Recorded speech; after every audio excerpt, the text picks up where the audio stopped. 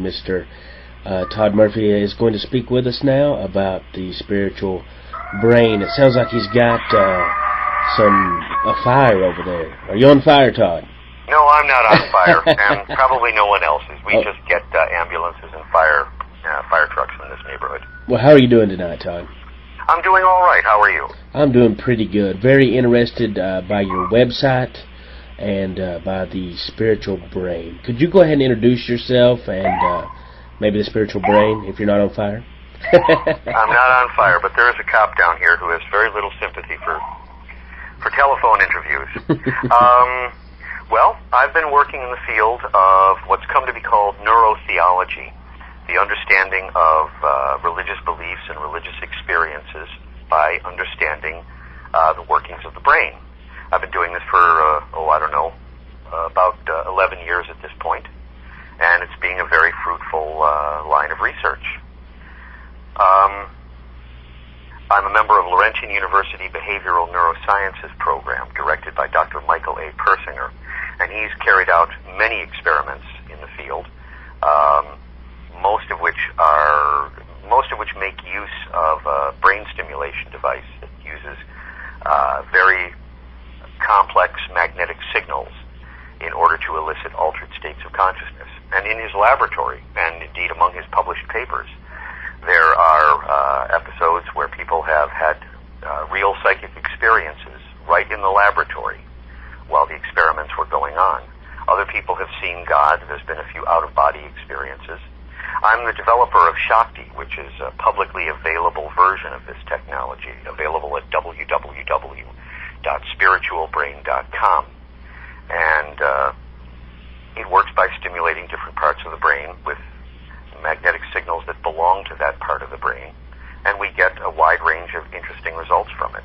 And the combined force of visions of God and psychic experiences, out-of-body experiences, visionary experiences, with Shakti there's been a lot of meditation enhancements, as well as the other effects, excepting God. We haven't had anyone see God with Shakti.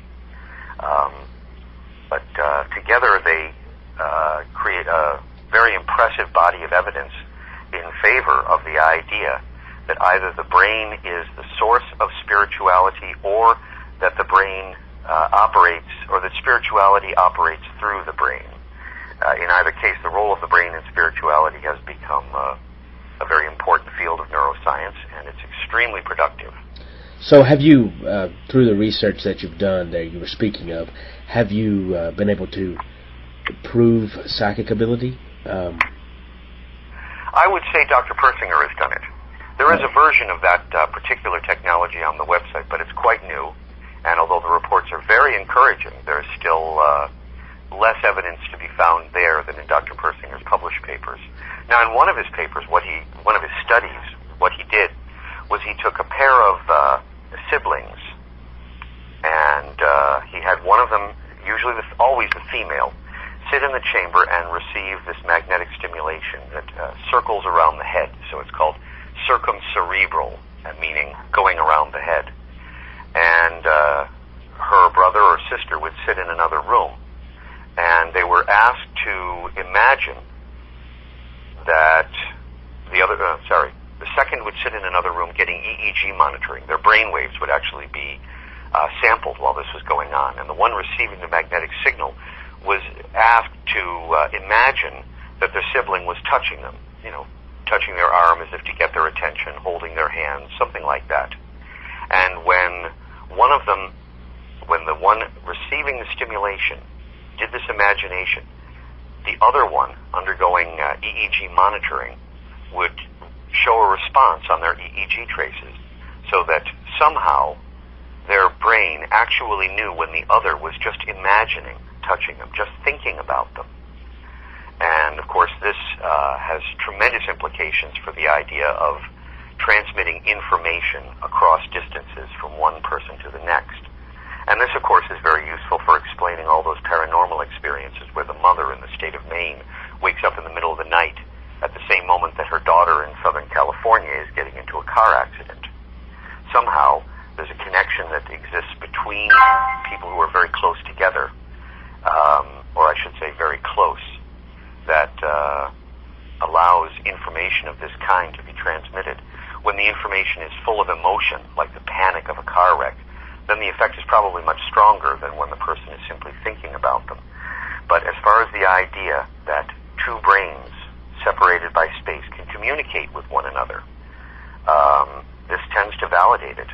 And then the next step, of course, is to wonder how this applies to real psychic transmission, sort of telepathy and that kind of thing. And the other experiment involved, again, pairs of intimates, not necessarily brothers and sisters, husbands and wives, boyfriend and girlfriend, this kind of thing. And one of them, again, always the female, was, again, given this octopus, that's the nickname for the circumcerebral magnetic stimulation, was getting octopus stimulation, while the other was in another room looking at a set of randomly selected postcards. And the one looking at the postcards was asked to sort of free associate about the other person with respect to the picture. Anything the picture reminded them of that was somehow evocative of a memory of something they did with the other person, they just kind of free associated with. Meanwhile, the one receiving the stimulation was asked to free associate just in general, without anything to guide them.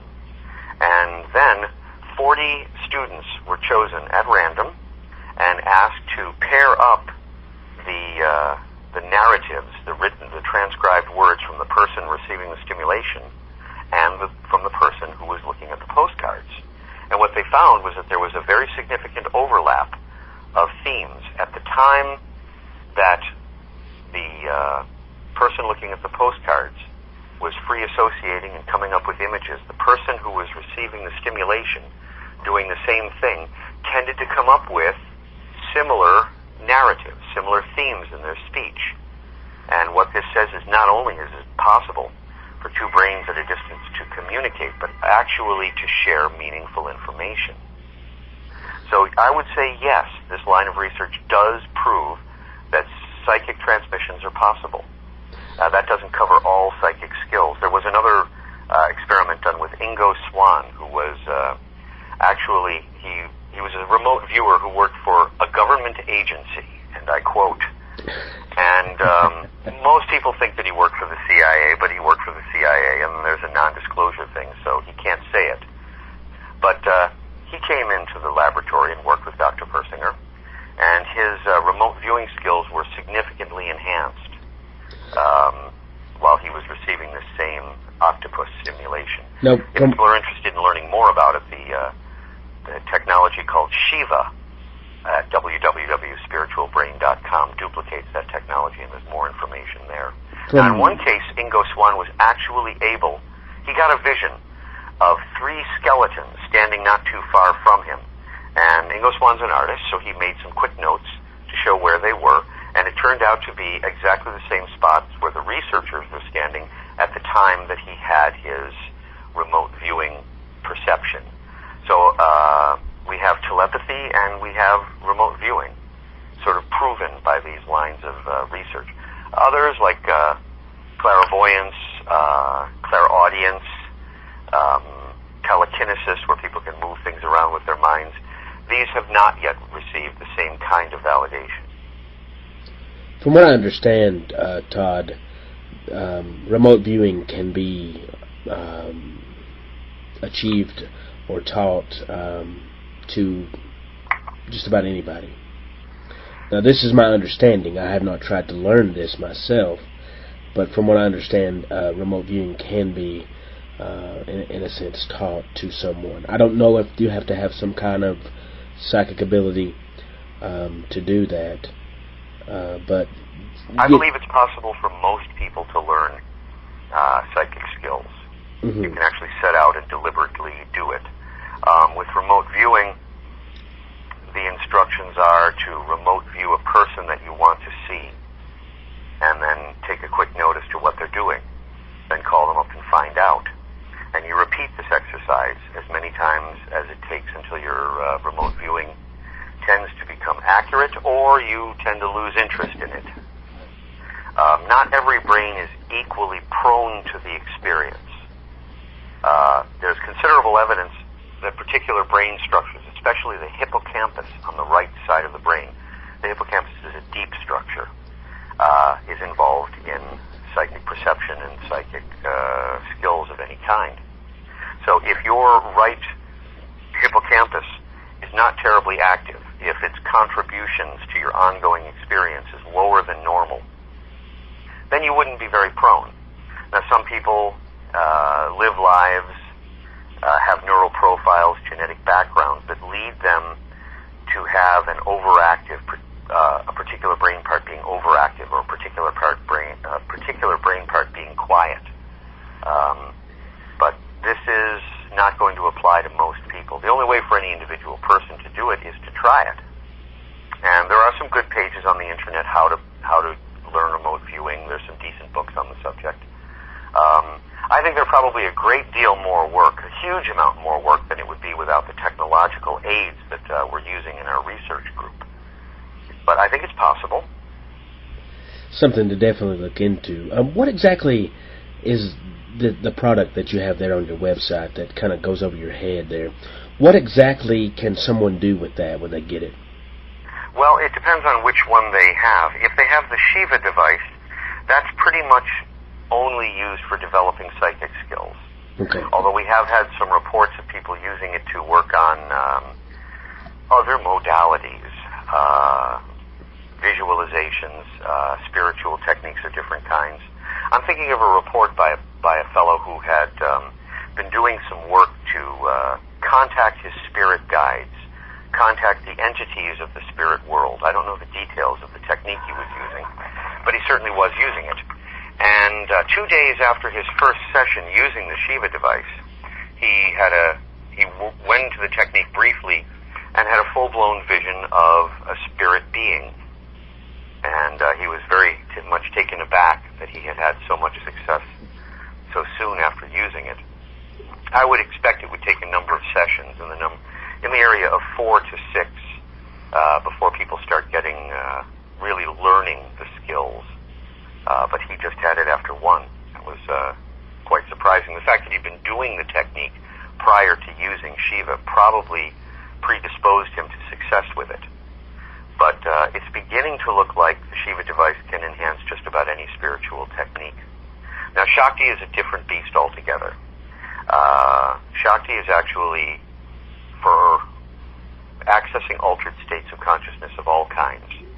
One of its good track records is for meditation enhancement, so that a person who does meditation or has been trying to learn meditation can use it, and then about an hour to 3 hours after the session, sit down to do meditation, and it will often become very much deeper than usual. Shakti can also be used to try to have out-of-body experiences, although it's not a common effect at all. We do have some people who've been able to literally exit their bodies using this technology. In addition to that, there are people who use it over their frontal lobes, which is not the area where these experiences come from. Usually that's the temporal lobes. But people who use it over the frontal lobes tend to get a kind of mood enhancement. Instead of being more able to leave this world and access other worlds, if you want to call altered states otherworldly, instead it can lock them more into this world. And that translates out into better social skills, maybe more fluidity with their language. And as you can tell, I'm not using it lately because my language isn't so fluid today. But I've been doing other session designs. Well, being Southern myself, I could use some fluidity in my language. But well, you sound good and fluid to me.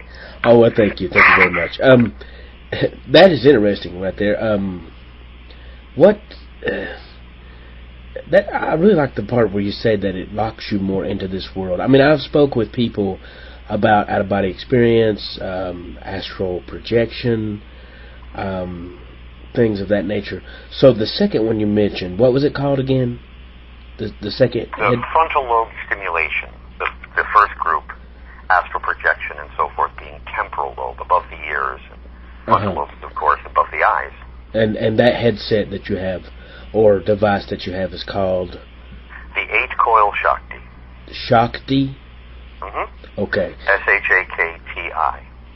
Shakti, okay. Yeah. Now Shakti is the name for sort of spiritual power in India. Oh, okay. So that one is used, some people use that to actually astral project, for lack of a better term. Yes. Simple answer to a simple question, although most commonly it's called out-of-body experience. Astral projection, I guess, is something a little bit different, and that's where you simply put your mind in another world. An out-of-body experience is where you leave your body, and your perception, such as it is in that moment, is still perceiving the same environment. So you're out of your body, but you're not in the astral plane. You're still in the physical plane. Okay. And actually, a lot more people are able to astral project, completely leave this world, than are able to leave their bodies and stay in this world. And that has to do with some of the predisposing factors. One of which, interestingly enough, is child abuse. If you were abused as a child, it really increases your capacity for spiritual experiences as an adult. I think it's a hell of a price to pay, but the data is very clearly showing from all kinds of sources that child abuse can make it more possible to go into spiritual states as an adult. I have had some experience with that. I had spoken with some people who had been abused, among other things, sexually, things of that nature. I don't want to go into details, but the reason I did the interview is because I kind of caught on to that, and it would seem that they would go to another place in their mind, if that makes any sense. So I think I once worked with a woman. I just did some interviews with her, not deep work, but I did some work with a woman who was a massage therapist, and she did normal physical massage for physical therapy and so forth. But she also did some kinds of spiritual healing, working with subtle energies, or what she called subtle energies. Now, when she was a child, she was very, very badly abused. She was beaten, she was denied food and water, and actually she was locked into a closet regularly and left there for incredibly long periods of time. Being locked in the closet during the day, and then when she's let out, it's the night. Or being locked in the closet at night, at bedtime, and waking up the next morning to discover that it's daytime and she's still in the closet. And she said that what would happen was that while she was in there, she felt worse and worse and worse, as one could imagine. And she felt herself descending, actually falling into what she came to call, in her personal vocabulary, the pit of despair. And at the bottom of the pit of despair, there were angels. And they would explain to her that there was a purpose to what she was going through, and that she should not abandon hope, and that it might seem to be forever, but sooner or later she would get to adulthood, she would be free of all of this, and then she could go and pursue her life for real. And, of course, that sounds like a horrible story, and the angels sound beautiful and lovely. Not just the angels, but the sense of purpose and meaning that they gave to her. But later on in life, when she started doing massage therapy, she began to feel the presence of, and then hear the voices of, and then see these same angels who identified themselves to her as the same ones that came to help her when she was a little girl. And they would give her insights about the person she was working on, tell them which part of the body needed to be massaged, tell her in some cases what the person's real diagnosis was. And then after the session, she would go and say, well, I had the strongest feeling. She wouldn't tell them that she was getting spirit guidance. This was going on in a medical institution, for God's sake. But she would say, I had the strongest intuition that your problem might be diabetes, and you should get checked out for diabetes, or read a little about it, or something. And if they checked into it, they would come back and say, you know, I looked into it, and I have all the symptoms you were talking about. My fingers get numb, I get tired after eating, and all the rest of it, and I went to the doctor, and what do you know? I have a mild case of diabetes, and if you hadn't told me that, then I would go on being sick for who knows how long. So these spirit guides were not just there to help her. If you can take her life story at face value, and that's a challenge for many people, then she was placed in that closet and tortured for the purpose of enabling her to later on literally save lives. So it's not just that child abuse can predispose you to going into other states of consciousness, dissociating, creating a world into which you can escape from the abuse. It seems to also access some of the capacity for picking up information in non-normal ways. Wrapping my brain around what you're saying and what I have experienced. I hope you're enjoying that process. Yes, Good. I am. Wrapping my brain around that, it would seem that you're trying to say that when they're abused like that, it forces them to somehow almost alter their brain waves or something. Yes, to escape the abuse. Uh-huh. You can't just shut down your brain to avoid pain. You can't shut down your brain to disconnect with something that's going on around you that you don't like. You can't just escape from. You must also escape to. And the brain, with its tremendous complexity and its overwhelming capacity to store and process information, its formidable skills in imagining, can create a world for that child to escape into. So there is nowhere to go. In other words, nowhere doesn't exist. Yes, there isn't a nowhere you can go to. It's always a somewhere. And there's a parallel in this in people who've had near-death experiences. People who've had near-death experiences, and I'm just going to call them NDEs for the most part, usually find that often find that after their experience, they also have a tremendous capacity for going into other worlds, for astral projection.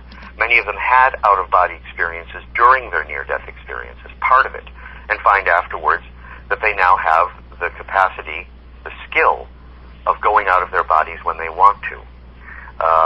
Many of them become psychics. Some of them become medical psychics, where they will take a person who's just having a hell of a time getting a good diagnosis, and they'll sit down in front of them and go into the trance and just read their energy, and are very often able to come up with, if not a correct diagnosis, at least a real reading of what the real problem is, that a physician might later adjust into a proper diagnosis. But I know of several people who've had their lives saved by psychics of this type. It seems to be that the capacity for going into other worlds, whether that other world is the world beyond death that near-death experiencers access, or the world, an entirely fabricated world that an abused child might escape into through dissociation, they all give the person a capacity for getting past normal states of consciousness, going past the normal reality they live in, and living for more, living with more. So it's not just child abuse that can do this. Traumatic brain injuries, closed head injuries that shake the brain around enough and give someone a really powerful concussion can sometimes leave the person with psychic skills. Something like this was explored in the movie Phenomena that came out in the late 90s with John Travolta. Something happens, the brain becomes disinhibited, lots of capacities that are ordinarily suppressed emerge into their awareness, and the next thing you know, they're working minor miracles, occasionally major miracles. Although the more pronounced the miracle, the less willing people are to believe it. Do you think a lot of things like that are kind of swept under as delusional? By individual doctors, yes, but not by the medical community. People think that doctors, the medical community, is very closed-minded. I don't find them so. I find that they're very open-minded, but that they work in the language of modern medicine. So if you have an experience, a clinical result, and it contains some kind of paranormal something or other, and you want to express it to the mainstream community, you've got to do it in their language. You can't say that they went to the astral plane, because to a doctor, the phrase astral plane has no meaning.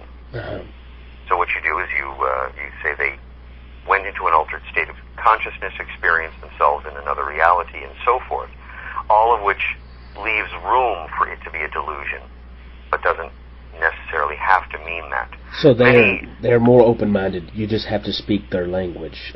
That's right. They're very open-minded. But speaking their language about these kinds of experiences is a very tall order. Most doctors simply don't have the training. It's not included. I mean, talking about human spirituality is simply not included in medical education. Now there are a few courses on the sociology of medicine that include, good chunks of information about near-death experiences. They indeed have been recognized by the medical community as real experiences, not delusions and not fabrications.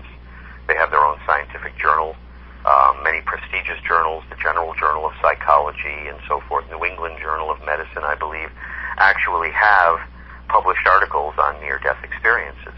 So there's one that they're willing to engage, and that's partly because near-death experiences very often happen in medical environments, in clinics, in emergency rooms, and so forth. So this means that there are trained medical people around who hopefully have some skills as decent scientific observers. And that has helped the whole cause of medical recognition of spirituality along a great deal. Okay, that all of this is very interesting. I'm going to jump into a break, Todd, and when I get back, I want to ask you a little bit about how you got into this, how your interest got sparked into it, and then we're going to jump around and see where we go. But Late Night Live, we are back, guys. What's going on? We are still hanging out with Todd Murphy, talking about the spiritual mind and things that go along with it. Todd, how did you get into all this, the sciences of the mind and the experiments and the spirituality? Well, if I throw it all into one phrase, I would call it neuroscience, the neuroscience of spirituality. And actually, I can say that I first got into it when I was about 7 years old, or rather, it got into me. What happened was that I contracted or manifested temporal lobe epilepsy, and I manifested a kind of an unusual variety of it. In fact, to this day, I've never heard of anyone whose experience has quite matched mine. Temporal lobe epilepsy is not a convulsive epilepsy. You don't fall down and have convulsions. You don't shake. You don't involuntarily tense up. When someone's having a seizure of this kind, looking at the person, you wouldn't know anything was wrong with them. But what I experienced were profound alterations in my perception. The most compelling of them was macropsia. And in macropsia, everything seems larger and farther away. So, for example, the telephone is, I'll fudge the numbers here, 2 feet from me and 2 feet tall. In this illusion, it would seem to be 20 or 200 feet from me and seem to be 20 or 200 feet tall. So the entire world was expanded into this gigantic version of itself, although everything in it continued to subtend the same angle to my eye, so that the amount of my visual space that was given over to a TV would remain unchanged, but the TV itself would seem to be enormous. And that was a very compelling illusion. And this would happen at night, as most temporal lobe seizures do. Now, some people who are listening may have small children in that age group, let's say between 6 and 10, who seem a little off and maybe having experiences that they're not talking about. So I'll say that for boys, the peak risk period for this is from 7 to 9, and for girls, it's from 6 to 8. But most temporal lobe epilepsy in childhood goes undiagnosed or wrongly diagnosed simply because the child just doesn't have the words. They can't articulate their experiences. And even when they do, it comes across as very strange, possibly delusional kinds of storytelling. But macropsia came to me at night. And I didn't like it. It was a frightening experience, but not because it was frightening, and I'll get to that in a moment. Now, to escape from it, I would close my eyes, but when I closed my eyes, what I saw was even worse, or even more frightening than what I saw with my eyes open. When my eyes were closed, I would find myself looking into an infinite black space with a tiny point of light on the other side of it. Now, the space was not just space. It was vibrant, it had a presence, it seemed to be alive. Although I wasn't touching anything in that space, it seemed to have a texture, almost velvet-like, with little spiky bits in there. And this tiny point of light was not just a point of light, it was unimaginably brilliant and inconceivably far away. And when I looked at that point of light, I would become overwhelmed with fear, and I would open my eyes again. And then I'd be back this enormous expanded world again, which was frightening. So I would go back and forth between the two for as long as the seizure lasted. I also had strange sensations in my body, weird, vibrating feelings. I had the sense somehow that the inside of my body was a fine, milky white, or made of a fine, milky white light. I had out-of-body experiences as well. I remember sitting at a dinner table with relatives and brothers, and we were eating, and suddenly I was out of my body, looking down at the table, looking at the food on the table, and I remember I was eating vanilla ice cream at the time of my first out-of-body experience. And it again was frightening. So I didn't want to be out of my body. With an act of will that was probably the most powerful act of sheer intention of my entire life, I willed myself back into my body, which I'd never heard of anyone ever doing. And then I found that I was out of my body and in my body at the same time. And if you ask me about that in a couple of minutes, I can use it to explain some very interesting things about neuroscience.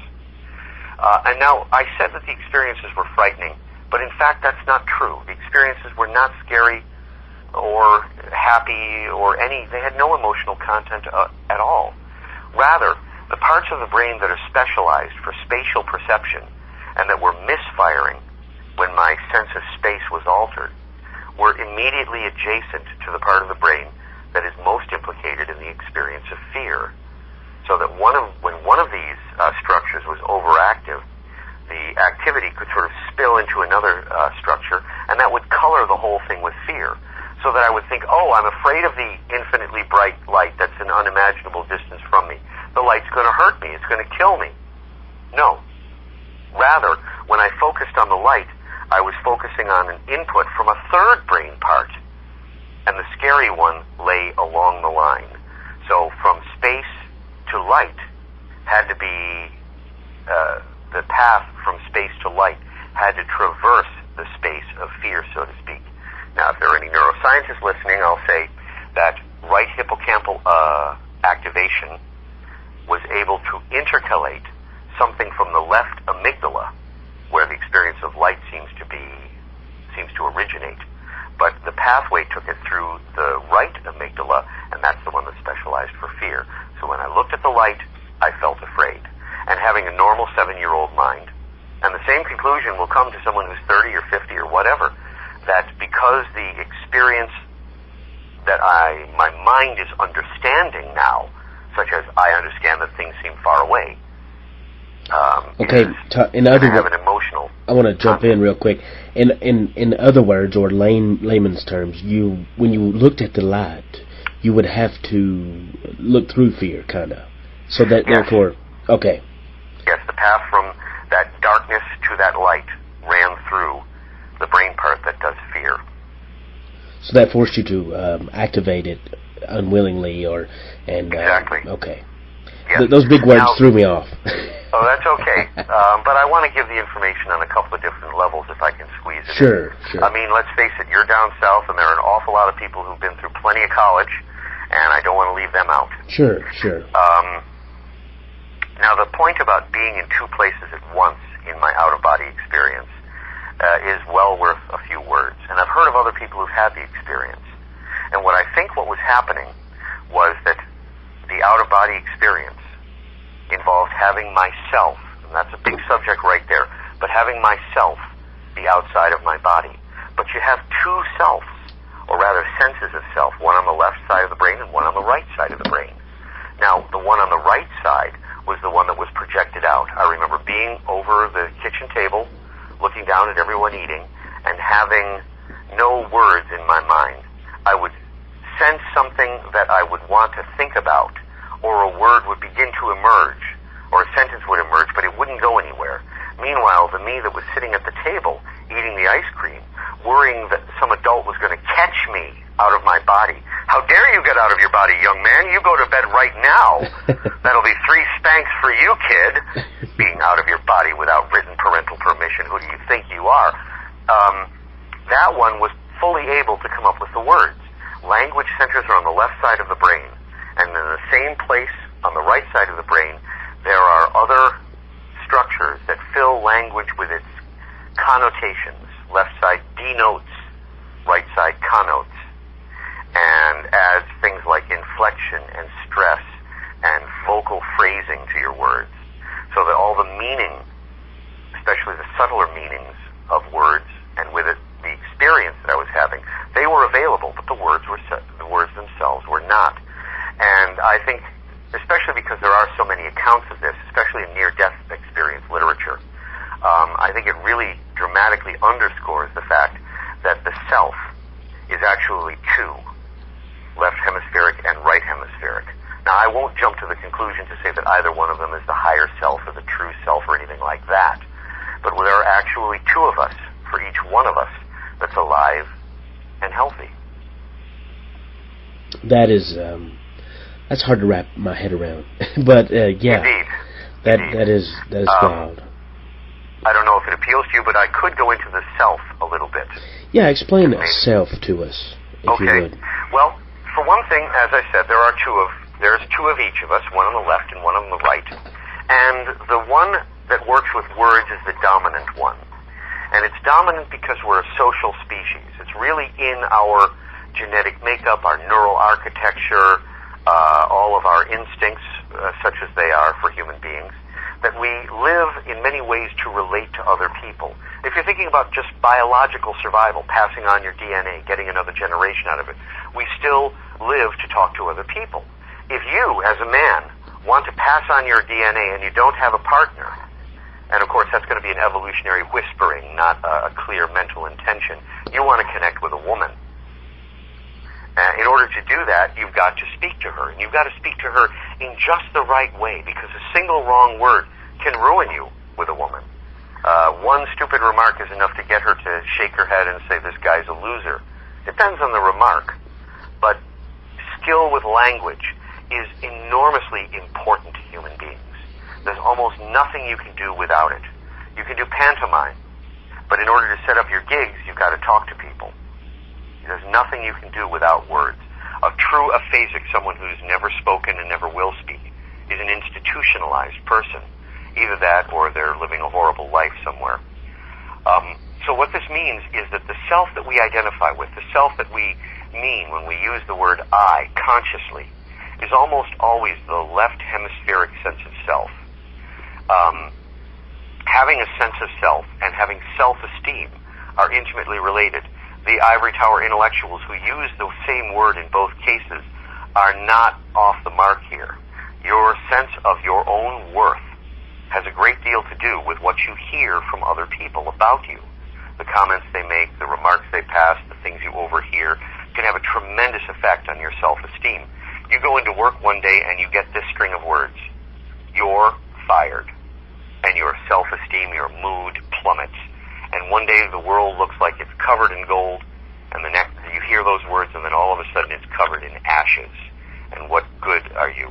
How will you make your car payments? How will you go out on a date and pay for dinner? How will you buy food for your children? Just those two strings of words, and the entire world changes. Or you go into work, and your boss says, "Great job, you get a raise." Or better still, you get a promotion. And then you come home and you're taking down $15,000 a year more than you were when you went to work, and you go to that girl you want to take out to dinner and you ask her out. You go home to your kids and you stop on your way and you get like 3 cheese pizzas with all the extra stuff. What Tommy likes gets on hers, and what Sissy likes gets on hers, and because you got a raise. Little strings of words. Sticks and stones can break your bones, but words can really hurt you. We identify very much with the stories we tell ourselves a lot. So a young kid grows up and his father served in Vietnam and has occasional heroic stories to tell, mostly about other guys, not about himself, because he really was there. And the kid grows up thinking the military is it, and all his life he likes toy soldiers, he likes war movies, and as soon as he's 18, he's going to volunteer. And he tells himself through his life that his true nature is that of a soldier. And he goes in, and what do you know? He's the guy he's ready for. He's raring to go. The sergeant says, okay, climb the obstacle. He climbs it. Drooling. He climbs it, and he loves what he's doing. Another guy gets drafted, and he wanted to be an entomologist and study insects, and he's the guy that's like standing at the obstacle going, what the hell is going on here? One changes who he is by the stories he tells himself inwardly and makes himself ready. The other tells himself glorious stories about South American green-winged beetles, and he's ready for something else entirely. We make ourselves into who we are. We maintain our sense of who we are by our daydreams, which involve usually quite a lot of words, and by the stories we pick to tell ourselves. To a large extent, we are what we think in words. Would you say, Todd, that people, or would you say that we come across a time in our lives where external forces do not change us as much, or is that continuous through life? Well, of course, as anyone who's raised a kid will know, the early period is the crucial one. But generally speaking, outer influences change us radically when we're infants, heavily when we're small children, strongly when we're big kids, somewhat when we're adolescents, and then by the time we're adults, we already have a self-image and one that we want to maintain. So, the little girl hears throughout her childhood how pretty she is, and she gets older, and then finds that for whatever reason she's either not as attractive as she thought, or her attractiveness isn't helping her the way she wants it to, and her life can sort of take a little bit of a spin. Run to the mirror and pluck eyebrows and watch their weight and try to thin themselves down and become very skilled with makeup, but they'll do anything it takes in order to maintain that image of themselves as pretty. I once remember speaking to a woman about some of her conflicts in her life, and she said that she was having trouble at work because she was too attractive, and this made other women employees jealous of her. Well, she wore one of the shortest skirts I've ever seen, and some deeply plunging necklines, and I'll tell you, there was just no shaking her from the opinion that she was gorgeous. In fact, she wasn't. She had a perfectly ordinary attractiveness about her, but she kept dressing the part to be, the part of a gorgeous model, and she wasn't one. And I realized that if I was going to go on talking to her about these things and doing her any good, I was going to have to shake her off the opinion that she was gorgeous, and I didn't want to do that.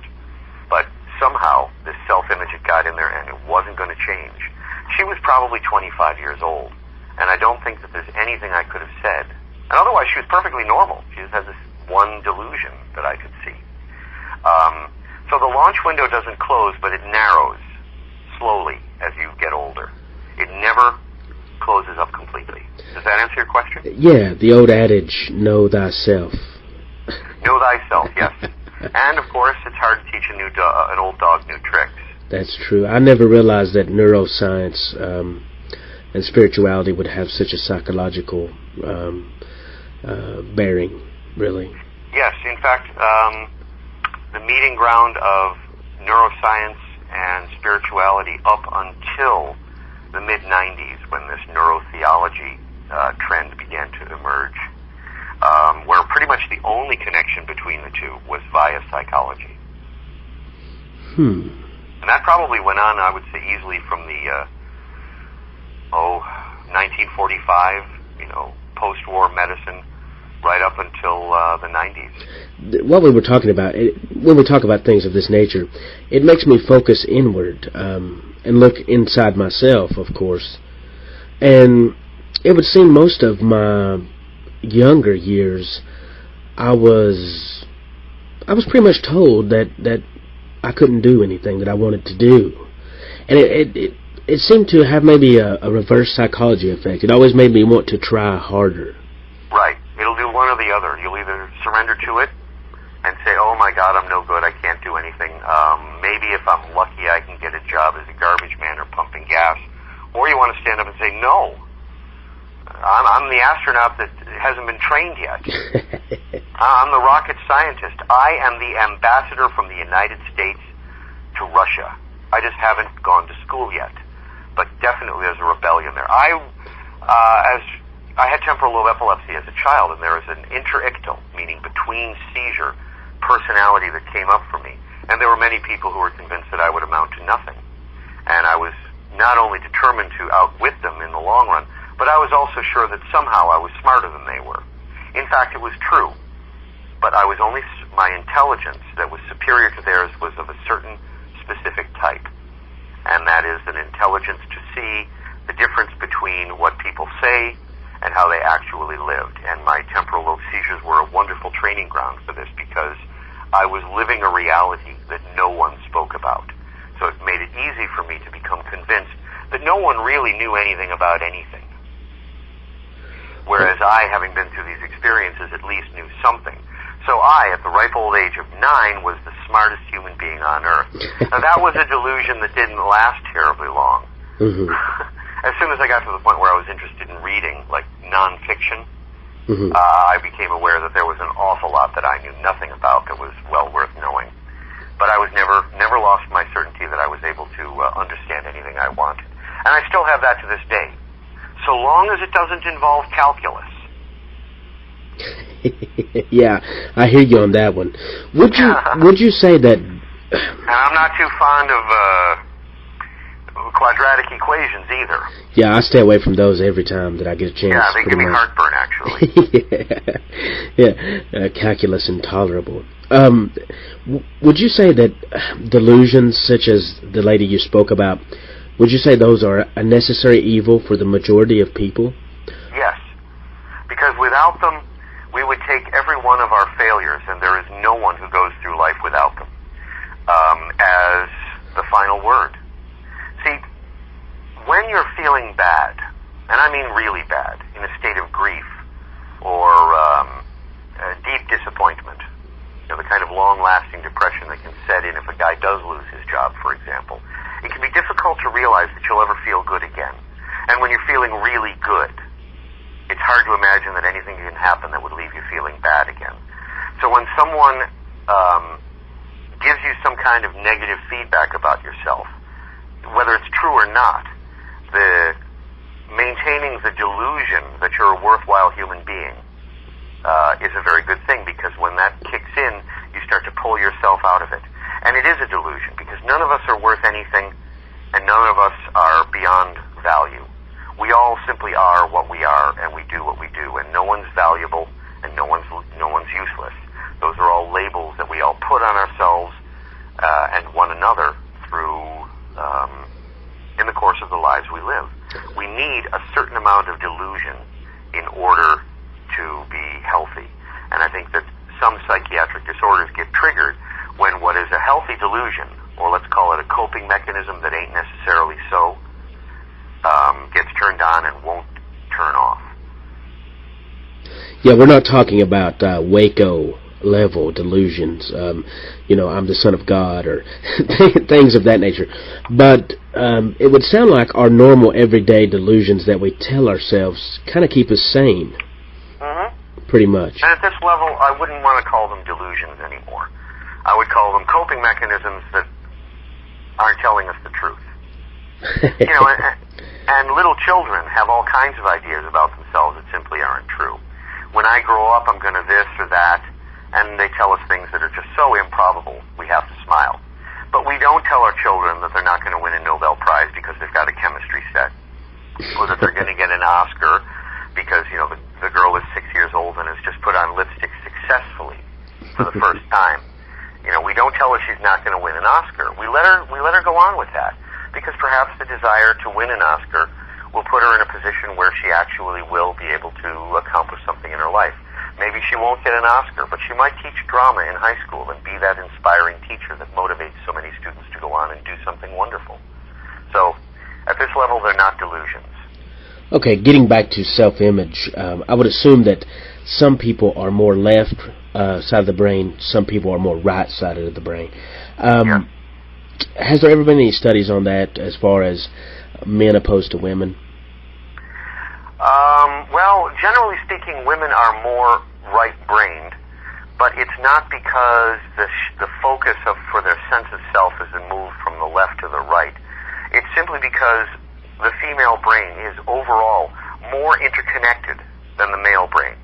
If a man is trying to decide about whether or not to buy a car, he will think about one aspect of car buying at a time. Whereas if a woman is trying to think about buying a car, she will try to handle more of the information all at once. Not only how much will it cost to fix and how much will, what will its mileage be, but how will she look in the car and what will her friends say when she tells them she bought a new car, and will her boss think she's getting paid too much because she has all this extra money to buy a car and so on and so forth. She'll try to pull all the connotations of car buying into it as well as the denotations.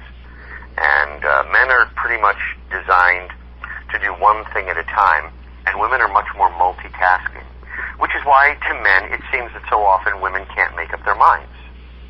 Why in dating women often want men to take charge, because for them it's often simpler and feels better to simply go along with what's happening than to choose one thing and try and make it happen.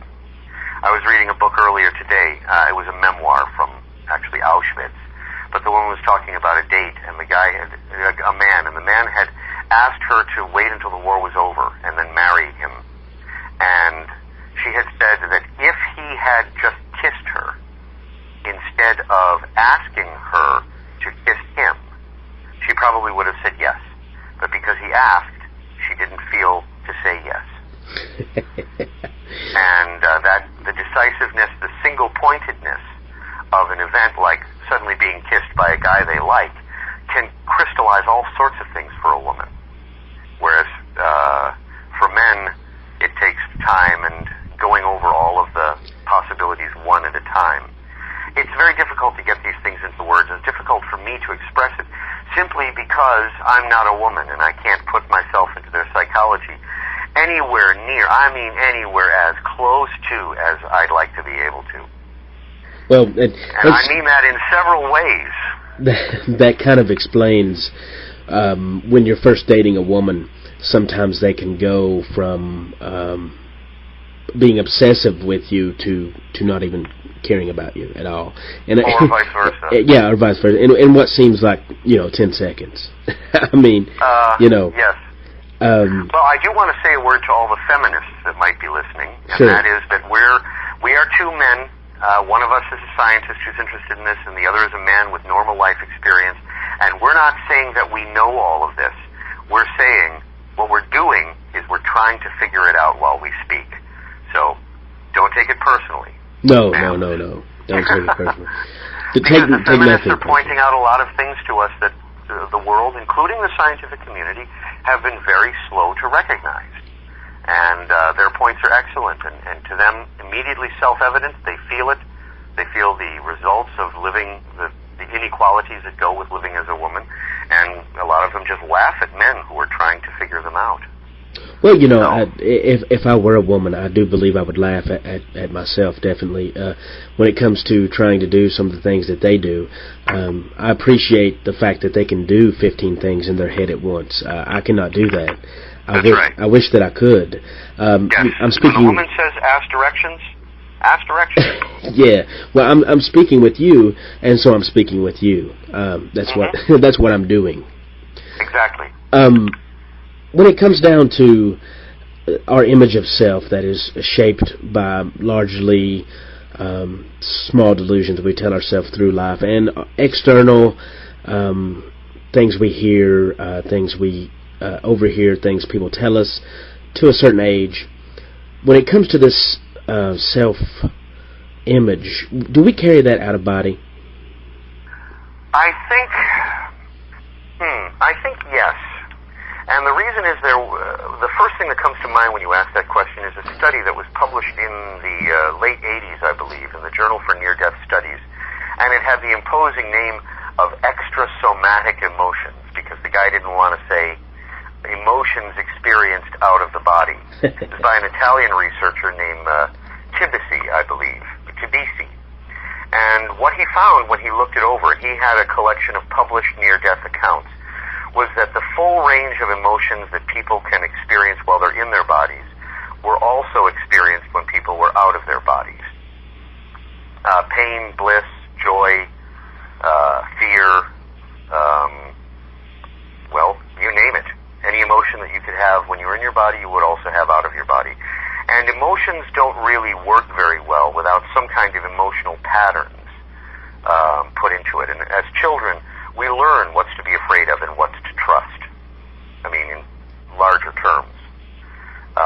And so our mechanisms for what's fearful, except for extraordinary stuff like an epileptic seizure, for example, are programmed into us. So in order to have those same emotions when we're out of our bodies, the same triggers for what's fearful and what's helpful would still have to be operating.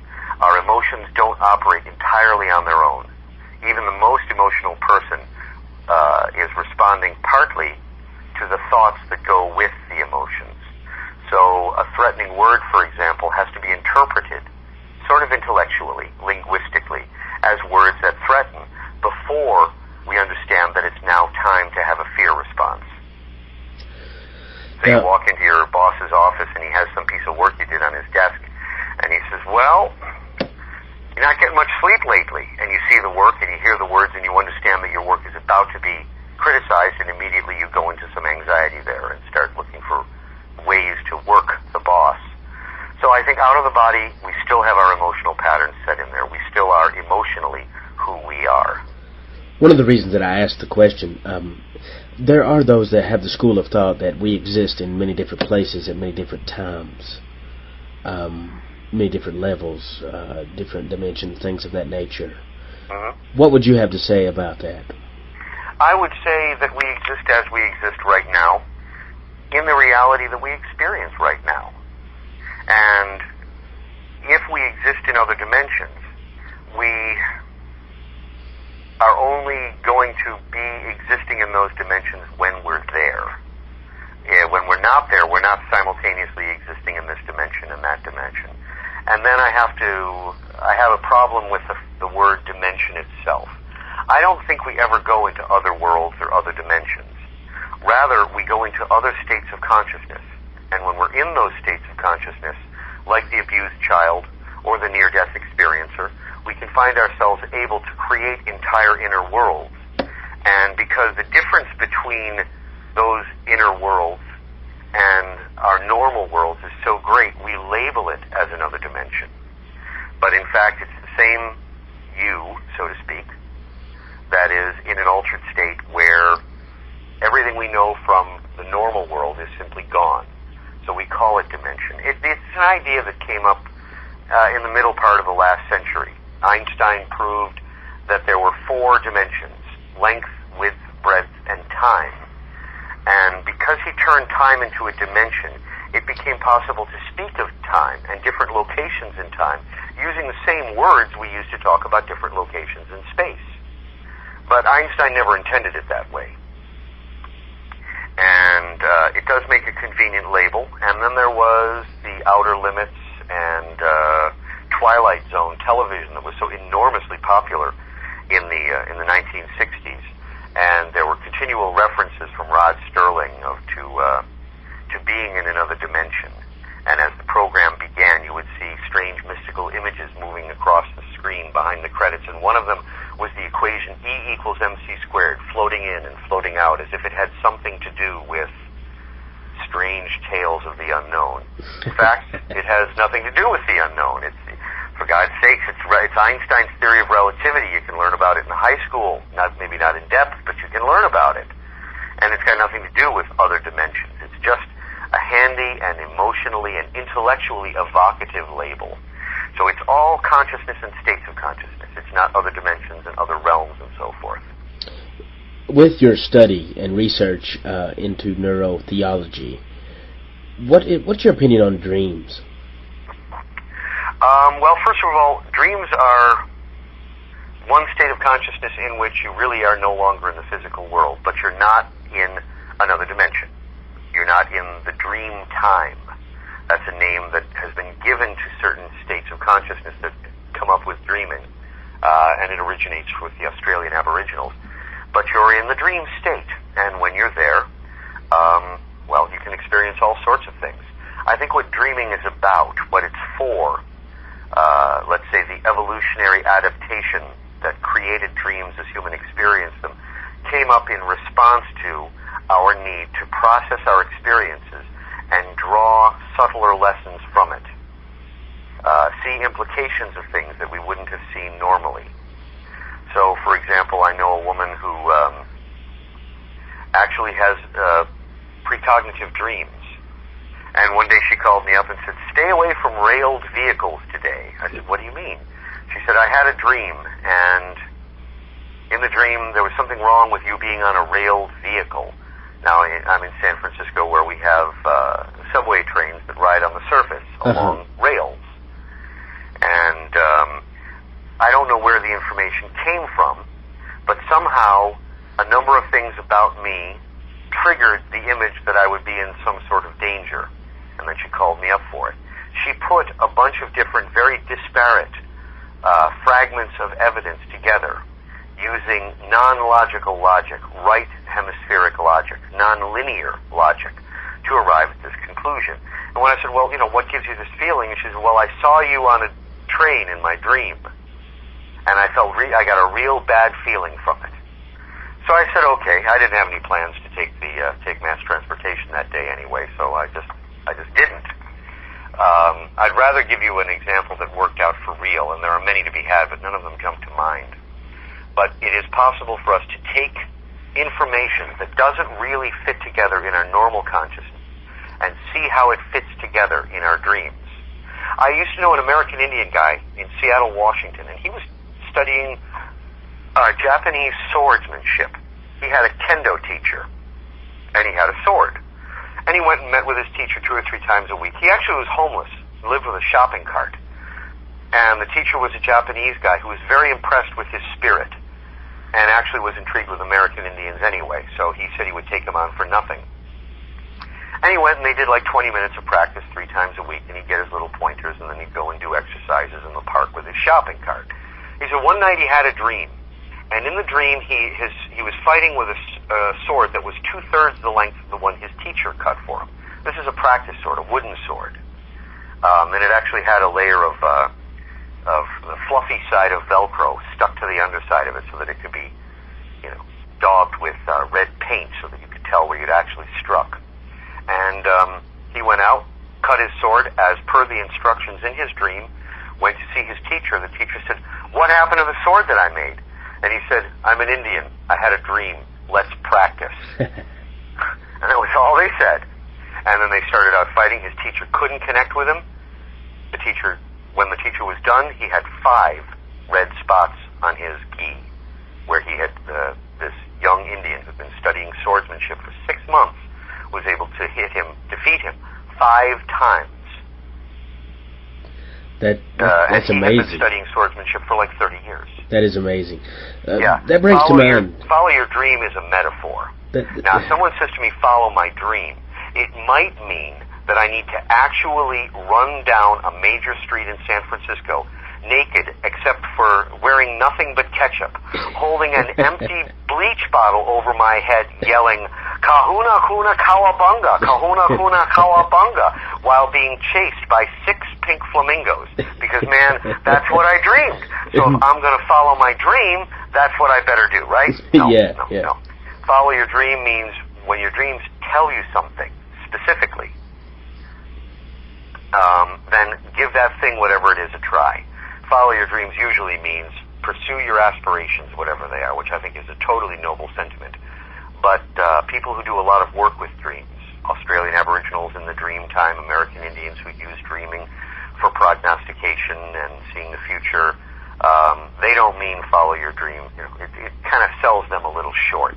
There have been a couple times, Todd, in my life that I can remember, just a couple times that I've had information come to me that was true in the real world. Something that I would not know, but it came to me in my dream, and then I checked that out. And let me ask you before you go on. Sure. Were these dreams particularly vivid or leave you with a particularly strong memory of having, remembered your dreams? The one that I can remember the most remarkably was a very strong, how would I put this? I woke up angry. Okay. And because of what was revealed to me, would enrage someone, if that makes any sense. No, I could easily imagine that you might not want to give the details in front of however many thousands of listeners we have.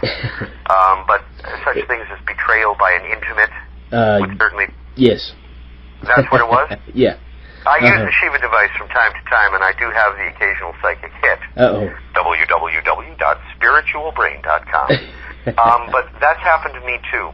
Now, when I was a child, I would say probably 6, I had a dream in which I saw what looked to be an agricultural processing unit of some kind.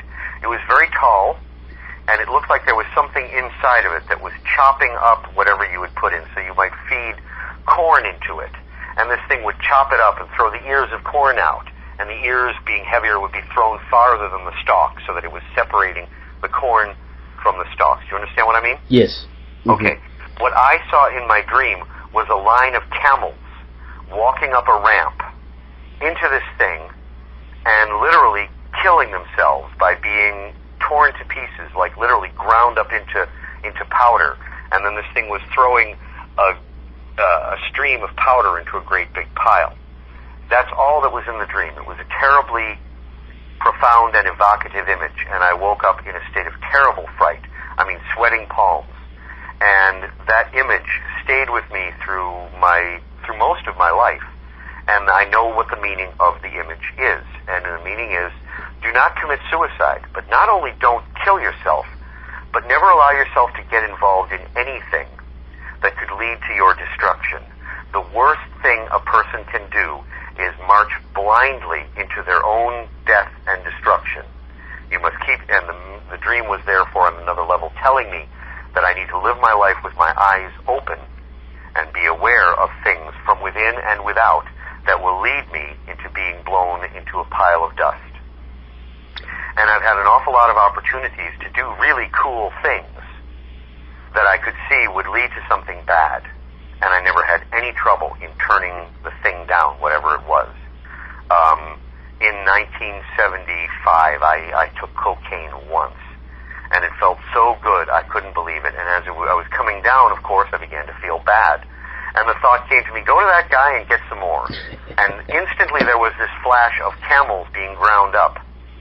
And I said, no, I can't do this. If I do this once more, the rest of my life is going to be about taking cocaine, and I don't want that life. So what did I do? I felt shitty. I went down, I got a bottle of soda, drank it, raised my blood sugar, went through the rest of the day, went to bed, and from that time to this, I have never touched cocaine again. And in spite of how good it made me feel, I've never wanted to. Imagine having an exquisite, ecstatic, wonderful experience and never, ever wanting to go there again. It was because of a message from a dream.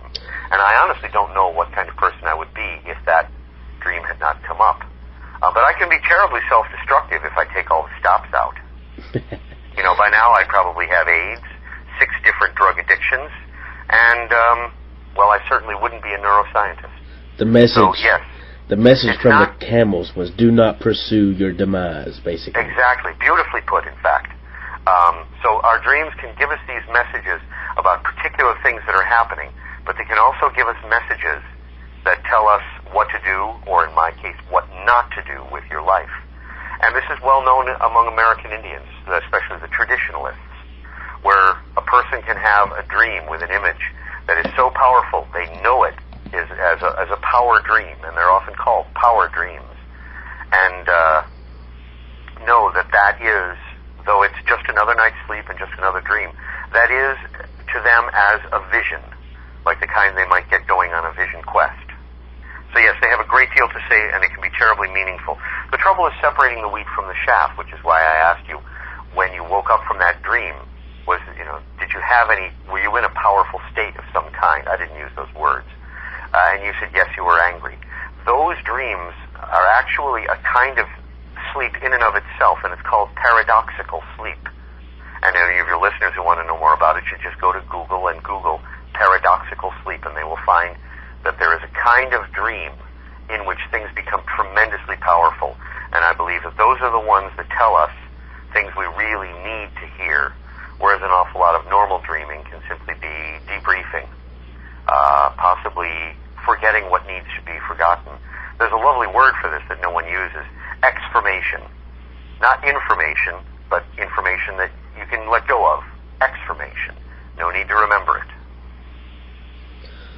Okay, so that would explain why we don't remember the flamingo catch-up chasing down the street dreams. Yes. and the ones that we do remember that come and kind of smack us upside the head.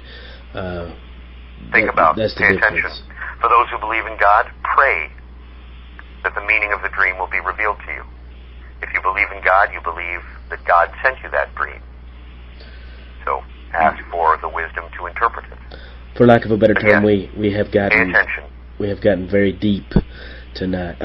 I want to take a break, Todd, and after I get back from break, I would like to speak with you about what neurotheology has to say about God, if that's okay. Okay. Todd Murphy from spiritualbrain.com.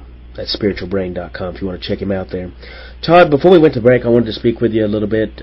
I mentioned, what does the neurotheology, what do they stand on God? Where do you stand on God? Well, I like to say that I don't believe in God, but I believe in believing in God, and I believe in prayer. I also like to say that I believe in God, but just not the same kind of God that others believe in. And I also like to tell a joke. What's an agnostic? An agnostic is someone who doesn't know if there's a God and doesn't think that you know either. So, I believe in the experience of God. Many, many people have experienced being with God. It's happened in near-death experiences countless times and probably occurs as a feature in, I would guess, anywhere from 20 to 40% of all near-death experience reports. And of course, a lot depends on where the reports are coming from and who's gathering them and how they're transcribed and all the rest of it. So I can't give you an exact number, but lots of people have had that experience. Saint Francis of Assisi, probably the best-known Christian saint in the world, had experiences of God. Teresa of Avila, who is also a well-known saint, but nowhere near as well-known, she had experiences of God. And hers are worth talking about because St. Francis was a bit of an anti-intellectual, and he didn't take kindly to people wandering around taking notes of everything he said and so forth. He wanted people to feel God through prayer and through the path of service and poverty, not to know God through scriptures. But Teresa of Avila lived in a convent, and there were lots of people around who were just fine with making notes. In fact, Teresa of Avila herself wrote a book called The Autobiography of a Soul, which I cannot recommend too highly to anyone who's interested in the experience of God. Now, in some of her experiences of God, she saw God. In fact, it may have only happened once or twice that she actually visually saw God as she understood him standing in front of her. But most of the time she simply felt his presence. And she knew that it was God's presence because of how she felt. A feeling of love, a feeling of forgiveness and absolute acceptance, a feeling of infinite wisdom, infinite knowledge, and existing infinitely, existing in infinity. He had the attributes of omniscience, all-knowingness, omnipotence, all-powerfulness, infinite. He was everywhere at once and eternal, always having existed in the sense that she had when she felt this presence. So she knew from that it was God. And so many people have had the experience of being with God, whether they see him or feel him, that I am simply unwilling to talk to any scientist who says that these are all just delusions or common hallucinations. If it's an hallucination, why is it that so many people hallucinate it and not something else? Why did St. Teresa of Avila, with her intensive prayer and her incredible pain, she had several painful conditions, including tuberculosis that went entirely untreated, tremendously painful condition, and yet she continued to experience God. Why that? Why did God appear to her and not an image of Hoboken, New Jersey? And I believe it's because the brain is pre-wired to produce the experience of God. We believe in God. We're capable of experiencing God. Not many of us, and even then, not for long, because our brains are wired for the experience. And I believe they're wired for that experience, partly because it comes up in the death process. When we're undergoing the death process as evidenced in near-death experiences, there comes a point in the process when, so to speak, we need to experience God in order to get to the next phase of the death process. And that's when we look at our lives, we undergo a life review. We re-experience our life. It passes before our eyes in an eye blink. I know of life reviews that have consisted of being in rooms where the walls were covered with TV screens, and every one of them was replaying an incident from their lives. And they're looking at their own behavior, not as they remember it, but as it happened. And in order to do that and face the things that we do that we don't want to think about, and I myself have a long enough list of them that I can really feel the value of this hypothesis, that in order to get to the point where we're looking at our lives without any cloud on the lenses at all, with perfectly clear vision, we need to feel ourselves completely and totally accepted and loved. And the only being that's capable of manifesting love of that intensity is God. So God appears in the near-death experience before people review their lives. Now, sometimes people will have their lives flash before their eyes, before they actually do start dying. But that's a different thing. That's a pre-mortem experience and different from the death process. But in addition to that, the belief in God, which brings with it the ability to remember God and to sense His presence, however lightly, through our beliefs, is a very useful one and played a strong role in our early evolutionary history. At that time, we were subject to real threats. I mean, devastating, catastrophic threats. A bird of prey can drop from the sky and snatch away an infant in an instant. Bang. Death. And if it isn't death for the child, it is certainly very much like death for the mother. Having your infant suddenly disappear is a catastrophic thing. A tiger can jump over the ridge and start heading at our small community gathered around the fire, and we can find ourselves suddenly from a state of laughing and joking and, singing little stories and dancing, what people in this original evolutionary context, so-called primitive cultures, do when they're sitting around the fire. And suddenly the happiness turns abruptly into fear, and everybody's got to go on overdrive. We've all got to gather together. We've got to decide if we're going to run away or if we're going to stand our ground, and let's all throw rocks at the tiger. And suddenly, bang, fear, and it's intense fear. Someone is going to die if we don't do something, and that someone might be you, or even worse, it might be your child.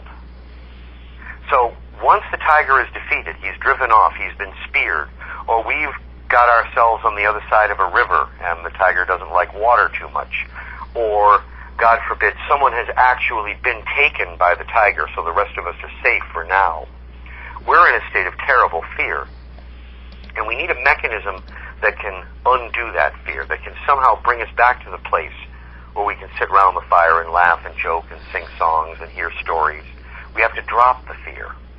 And the fear is located in the amygdala on the right side, and one of the functions on the amygdala on the left side is to initiate a state of bliss or joy or relief or happiness or something.